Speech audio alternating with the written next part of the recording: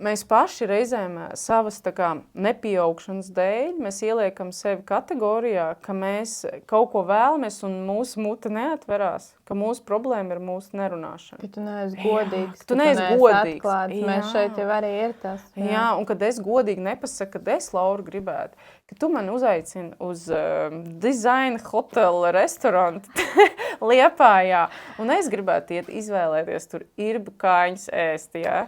Un lūdzu samaksā par to. Jā, es tev sadzirdēju. Jā, es tā kā piemērs saku par to, ka mēs īstenībā kaut ko gaidām, un tad, kad mēs nesaņemam, ka draudžu vidē, kristiešu vidē, es pat teikšu tā, tas būtu precīzāk, draudžu vidē, tas nav varbūt forši, nav korekti, ka mēs kristiešu vidē, mēs izmetam šo frāzi neko, un mēs sakam okei. Mēs sakam jā, bet īstenībā mēs noslēpjam to, ka mēs gribam, lai mums, piemēram, šodien samaksā. Tad piedod atvainot, tu īstenībā pats esi vainīgs. Jā, bet redzi, mēs spēlējam attiecības, jā, mēs būvējam viņas, un mēs šita nobrūk tas kaut kāds. Nepieaugšanas, es domāju, ka tas ir nepieaudzis cilvēks.